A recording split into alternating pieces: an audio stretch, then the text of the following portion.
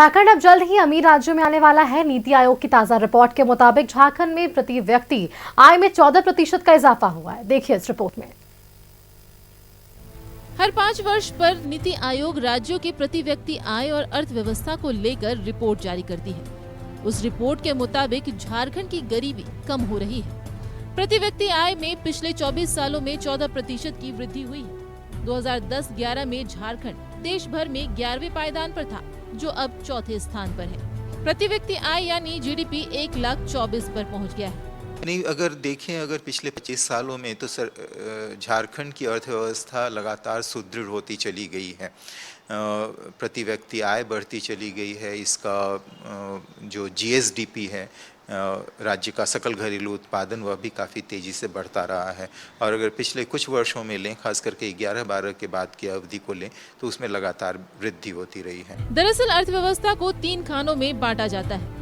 प्रारंभिक, जिसमें कृषि और माइनिंग गतिविधियां शामिल हैं। द्वितीय में मैन्युफैक्चरिंग सेक्टर आता है। सर्विस सेक्टर में ट्रांसपोर्टेशन, होटल इंडस्ट्री, संचार व्यवस्था, हवाई सेवा और अन्य व्यावसायिक गतिविधियां आती है।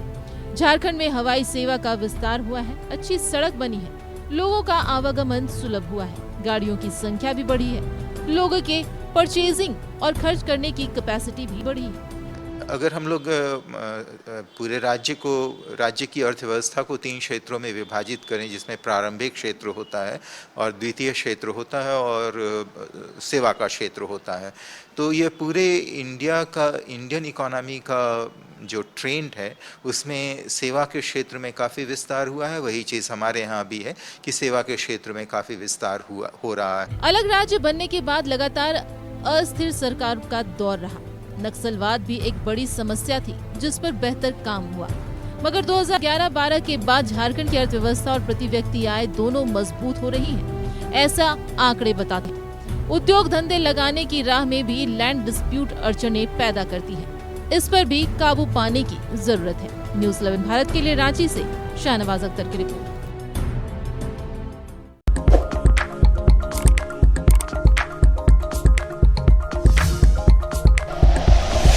Like and share videos, subscribe करें हमारा चैनल और प्रेस करें बेल आइकॉन। न्यूज़ 11 भारत, सच है तो दिखेगा।